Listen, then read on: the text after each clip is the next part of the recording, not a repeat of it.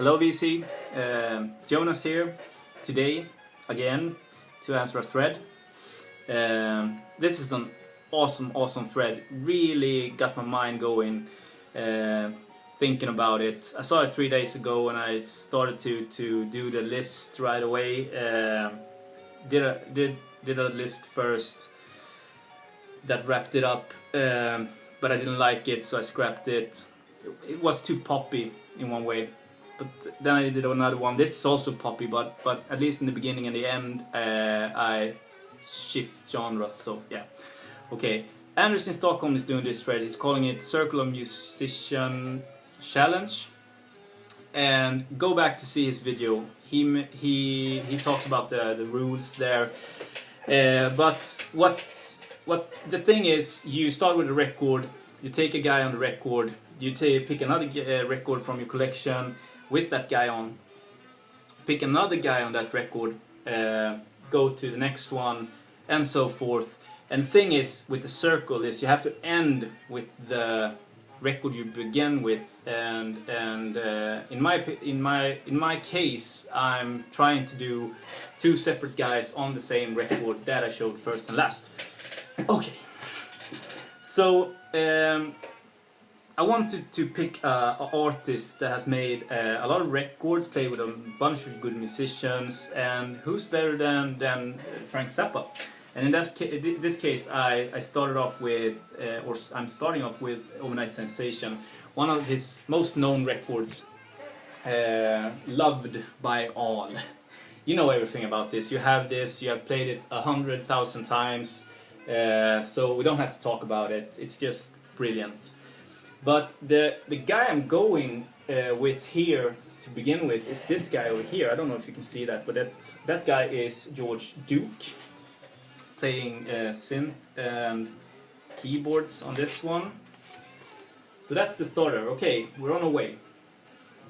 I did this video already, but I was not happy with every on it. So where do we go? We have Frank Zappa. So with George Duke, so where do we go from there? Yeah, we go to 2 with Miles Davis, and this is from 1986. Pretty good record, produced by Marcus Miller. I think he played bass on it too. Yeah, it's pretty good, it's pretty funky. But you have George Duke on trumpet on Backyard Ritual over there. So I wanted to take another guy on this record to go with the next record, and that is drums and percussion on Thomas, played by Omar Hakim. Just right underneath George Duke there.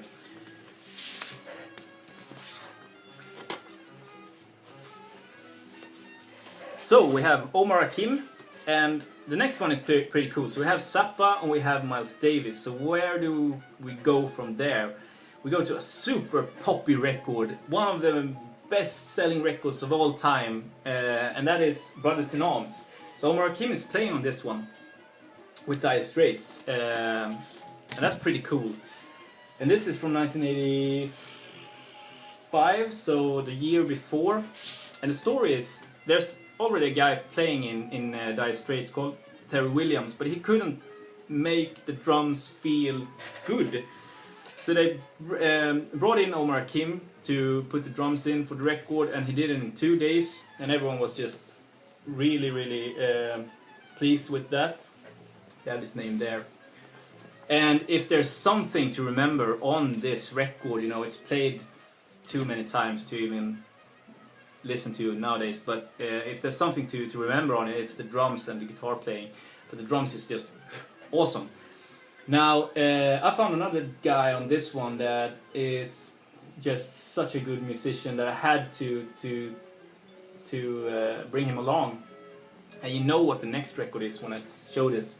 It's over there, and it's called Tony Levin. So he isn't credited with the bass playing, but obviously he plays bass on it.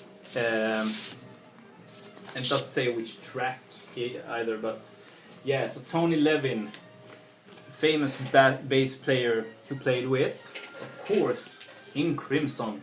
I had to show a King Crimson record. This is Discipline from 1981. Fabulous record, really good. earlier King Crimson stuff is better than this, in my opinion, but it's still a solid record. And I don't have to take it out because you have Tony Levin over there. And then of course you have Robert Fripp, but I'm not going with Robert Fripp actually. I'm going with Adrian Bellew, playing guitar and singing lead vocals. He has an awesome singing style, or whatever you want to call it.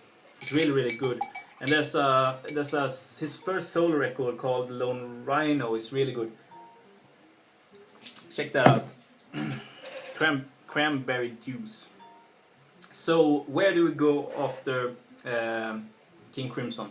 Not too far, in my opinion. You know, still a pretty experimental record of some sorts. But I went with Talking Heads, Remain in Light. So actually, Adrian Bellew is playing on this one. He's the first guy credited on the record on guitars, Adrian Bellew. And this is produced by Brian Eno, so we couldn't take only producers on this. That was like not a rule. I don't think Anders puts up rules, but yeah, keep away from producers. But actually, Brian Eno is playing on this one, so I'm going with Brian Eno on this. And I'm gonna be so dull to even dare to pick a Eno record. So not only is he producing Talking Heads, he's playing on it, and I'm taking a fucking solo record with Brian Eno. Another Green World. This is such a good. It's such a good record. I can't even. It's one of my favorite, if not my favorite, Brian Eno record. I listened to it just like yesterday or the day before that when I did this list on Spotify. It's just so solid. And there's another guy playing here called John Cale. And John Cale played with Velvet Underground, and he's done a lot of like studio work. And one thing he did that is, I didn't know it until like a couple of years ago, but he did work on Bride Lady by Nick Drake. You can see that on Fly, the song Fly. You have John Cale there, viola and harpsichord. And I'm going with a drummer this time. I love my drummers. So on the first song we have Dave Mattax. And Dave Mattax played with Fairport Convention, I think. I don't know if he was a member, but he played with Fairport Convention. So with Dave Mattax, we're going to Mike Heron with Smiling Men with Bad Reputations. This is a really good, really good, almost obscure classic record. I don't know if Fred did this as an obscure classic, but it's a very Mike Heron, of course, from the Incredible String Band. His first solo record. I got this on Crystal for like $1. It was a really good day for crate digging. So on here we have, on the second song, we have Dave Mattax playing drums. And if we look at the second song on the B side, we have guitar, bass and drums over there, played by Tommy and the Bijous. Tommy and the Bijous. And if you know this record, you know that that's like almost every player in The Who. So it's Pete Townsend and the boys. I'm going with another drummer this time. I'm going with Keith Moon. So Keith Moon is playing on this record. Awesome record. Check it out. And Keith Moon also did studio work on Harry Nilsson's Pussycats, or actually Harry Nilsson and John Lennon's Pussycat. Or Cats. Pussycats. This is from 1970. Okay, fuck that. 1970 something. And you have on the second song there, you have Loop the Loop. Keith Moon, Jim Keltner and Ringo Starr playing, everyone playing drums on one song. It's pretty awesome. And I'm going with another drummer this time, and this time I'm choosing Ringo Starr. I'm only choosing these popular records because it's such great records. Check them out. It's gonna be more interesting soon.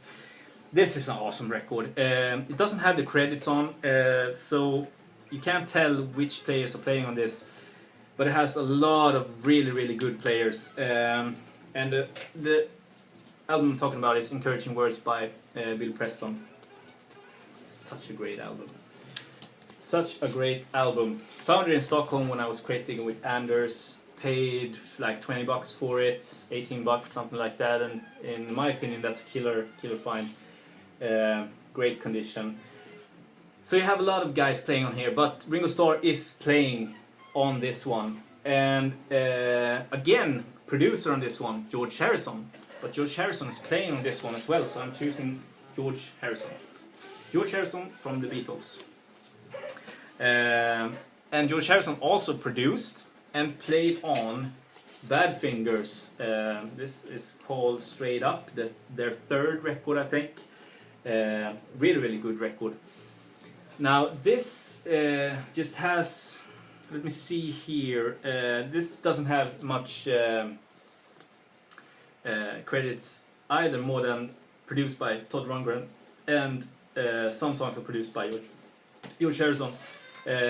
But playing on this one, I know, is Leon Russell. So Leon Russell plays on one song on this.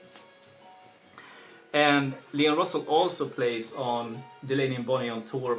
Delaney and Bonnie and Friends on tour with Eric Clapton. So you have, the players on here is Delaney and Bonnie and Eric Clapton, Dave Mason, Cole Rattle, Jim Gordon, Bob Whitlock, Jim Price, Bobby Keys, and Rita Coolidge. So it doesn't say Leon Russell, but I know he's playing on this one because I looked up in the research. And there's also another guy called Tex Johnson playing on this one, but that's actually George Harrison under his anonymous, or whatever you want to call it, on this live record, I think. Really, really, really, really good. So I'm going with Eric Clapton on this one. I'm playing it safe. Really, really, really safe. Fresh cream with cream. Yeah, Power Trio, Toad, I'm So Glad, Spoonful, NSU, really, really good record. And with this one I'm going with, so you have Eric Clapton there, and there you have Jack Bruce. And Jack Bruce, so I have two more records to go and then go back to the first one. Jack Bruce played with the amazing Tony Williams. He's also drumming in the background. But the amazing Tony Williams lifetime band with Turn It Over.